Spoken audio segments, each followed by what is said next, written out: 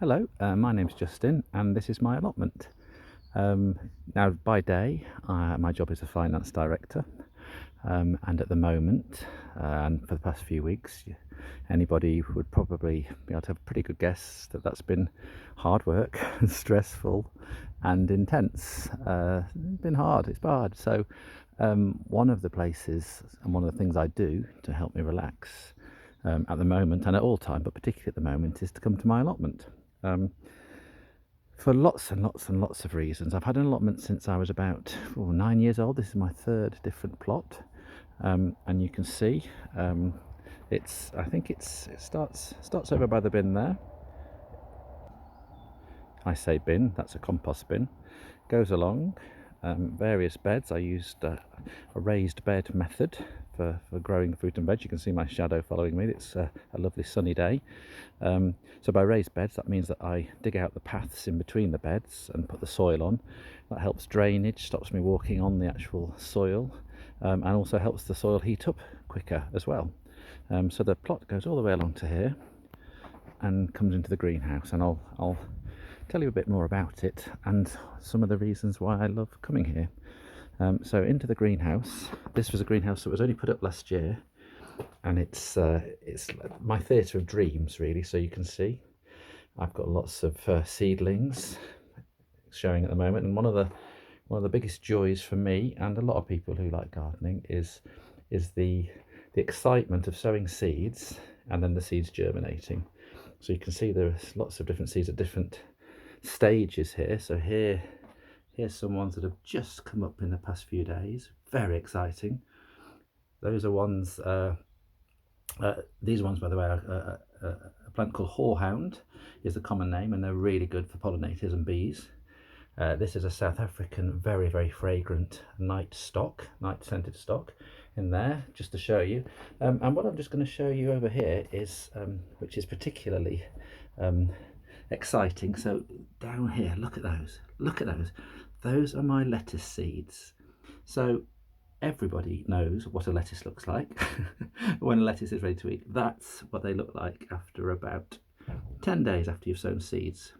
So the joy and the pleasure for me is I'm going to help that grow to be a lettuce ready for eating in a few weeks' time. And the same with others. There's a peas. So when you get a load of frozen peas normally, but a load of peas, that's what the plant looks like after, I don't know, 2 or 3 weeks from sowing. So this is really exciting. The starting point, tomatoes. Amazingly, they will have tomatoes on probably in July, and beans and all sorts. So this is where the magic starts. And then I'm just going to show you. So if you remember the size of those lettuce seeds, I'm just going to walk over here, and this is the next stage. So this is a few weeks later on. These are the seedlings when they get a bit bigger, and you come and you plant them out onto the allotment. So you can see there, I mean, don't they look beautiful against that dark soil? That's another pleasure I get from allotments, is actually just looking at the plants and the soil and them growing. I mean, all of that to me, I can actually just sit here and stare and look and enjoy that, and that makes me calm and relaxed because it's natural, it's beautiful, it's growing, it's a sunny day, it's just away from everything, all the stress and all the hardship and difficulties that might be going on for people at the moment. So that's just a little bit about lettuces. Over here actually, this is, oh wait a minute, I'm going to go around and get you into a better angle for the sun, because the sun's right behind me, so this is a bit better I think. There you go, filming like that. Steven Spielberg, watch out. Yeah, these are my broad beans. So these are beautiful things. So they've got very fragrant flowers actually, which is nice. And at the moment they're being pollinated by bees. Of course I say they're being pollinated by bee, and I can't see a single bee in the broad beans at this moment, but I'm telling you they are being pollinated by bees. And so some of them, you can see at the bottom, some of the flowers are starting to finish and fizzle out. That means they've been pollinated and they're about to form beans. So where the flowers have been, there will be beans soon. And they are delicious, absolutely delicious. You can pick them small, and you oh, I thought I saw an exciting insect over there. Then no, yes, you pick them small, saute them with some red onion and a bit of garlic. Have them with some fresh pasta, and some parmesan, and absolutely delicious. So that's a bit about broad beans. And I think, I mean, everywhere on this plot, I could tell you about everything, because everything gives me pleasure. Including my shadow at the moment, because it means it's a sunny day. But what I try and do, I've got over there, you can see a patch of greenness that's got all sorts of plants in to attract pollinators. So I've got one called a poached eggplant, Limnanthes douglasii, I think is the Latin name, pronounced very badly, but seeing as nobody from Latin land is around anymore, they probably don't know whether I'm pronouncing it right or wrong. So that's in there. It's a poached eggplant. It's a white flower with yellow in the middle, and bees love it. I've also got some fennel in there. I've got some angelica, I've got marigolds, sunflowers, all sorts. So I like to attract as many bees and pollinators. There's a plant called borage, which does the same. It's got lovely pretty blue flowers down there, which bees love as well. So I try to attract as many insects, as much wildlife as I can to the plot, because that's really important to me. I love nature, I love natural history, and I really want to encourage as much wildlife as I can to the plot. So this is one thing in particular, which is very relevant to that. So this is my pond, and I've got some lovely water hawthorn growing there, the white flowers, and this is actually full at the moment of tadpoles, dragonfly and damselfly larvae, water boatmen, all sorts of insects. You can see things around, masses of lovely creatures and spiders, and I sit here if I want to relax, which I do at the moment, and just watch what's going on. There's all sorts of interesting things, anything from that bee or that wasp or that hoverfly sitting on the top. I can see a little water nymph flipping about in there, which you might not be able to see on the camera. I can see all sorts of stuff going on. So it's just a lovely peaceful place for me to come and relax away from everything. And it changes season by season. So I've had the tadpoles, I'll have the dragonfly and damselfly larvae emerging to form into adults in the next few weeks.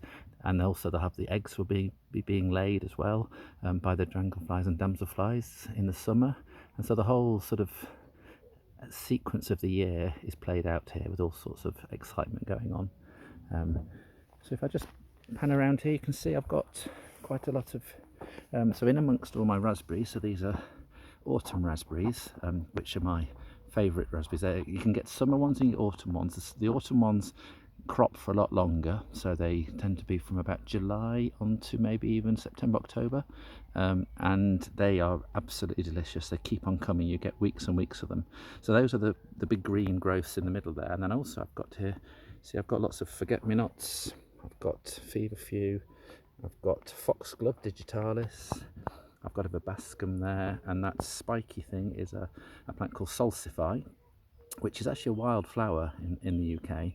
It's got, you can just probably see the flower spikes starting. They have beautiful purpley pink open flower spikes, which bees again love. They open up during the day and then they close by about now actually normally.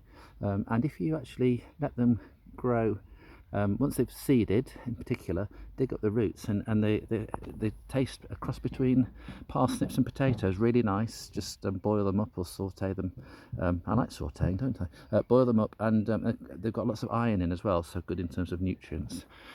Over there you can see again, I mean, the pleasure of that. So that's joyous, that's sort of red cabbages and sort of purple sprouting broccoli growing in there, and just the fact I've got a mulch of compost and manure around it. So when you plant a seedling, if you put a mulch of something good and nutritious like that around the plant, one, it suppresses weeds, it keeps moisture in, and it also really looks really lovely. That lovely darkness around the seedlings, that also gives me lots and lots of pleasure. So I'll do a few more things to show you, so you can get a feel of what's going on at the moment. So here is are my potatoes.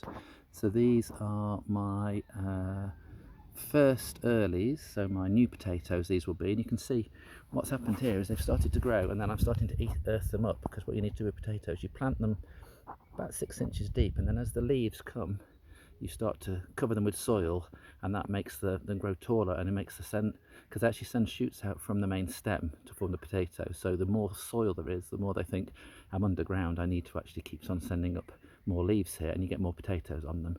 But look here, because it was a bit cool last night, that one there, you can see that doesn't look so healthy. That one's been actually attacked by the frost last night, just in that one. That's the only one I can see. So that one, that'll be fine though. There's a lot of strength going on under the ground, and it will get growing again and be fine. These ones are the main crops as well, going along there. And then over here, well, this is also really similar to what I was talking about a bit earlier with the lettuces. So look over here. So these are this is a beautiful seed bed. So look, I've got spring onions, I've got carrots, I've got all sorts going on here. You can see I've got very stony soil as well. That's because I live in the Chilterns, but it doesn't cause any problems at all. So you see these little seedlings growing along here. So those were sown about 3 or 4 weeks ago. And if I just pan to my left, wait for this camera work, you'll see what those plants grow into, those seedlings. So this is chard, or perpetual spinach. This is what it will grow to. Those seedlings will become this. These ones were planted last year, and look, they're still producing now. I've actually got a chard tree, which I've never had before, and I'm not even sure how I've got that. But again, that's one of the pleasures, is you can see from the little tiny seedling there to this. So I'll be looking after it all the way and making sure that the plants thrive, and then we can eat them. So all of this is delicious, and I love cooking as well. So final couple of things just to show you down here. One is my rhubarb, which is a bit depleted because yesterday I harvested a load and I made a beautiful rhubarb crumble and some rhubarb jam last night, which is delicious as well. So that's a really easy thing to grow. Basically, once you stuck it in the ground and it's a couple of years old, you can keep on having rhubarb for years and years. Then another thing that gives me pleasure is seeing things in rows. So here's my onions in rows, beautiful. There's my garlic in rows. And there's something just calming and relaxing and beautiful about vegetables in rows. Who would know? But it really, really is. So yes, and the garlic will be ready. I mean, in terms of planting garlic, you get a bulb, you split it into the cloves, and you put it into the soil in about October. Do nothing else, and then in July you'll have loads of bulbs of garlic. A miracle occurs, and it goes from being just an individual clove to a bulb. So amazing. You may have seen in the background there was a robin flitting around there. Lots of birds here as well, which is another part of the pleasure and relaxation I get from here, really. Everything, nature, peace and quiet, birds, plants, visual beauty, stuff that I can eat at home, and it's away from spreadsheets and computers. So that's just a quick look around my allotment. To show you what's going on at this time of year. It's early in the season, so a lot more to come, and to try and give you a bit of an idea of why I love it up here so much. So there we go, there's the full length of the allotment, and yeah, okay, bye bye.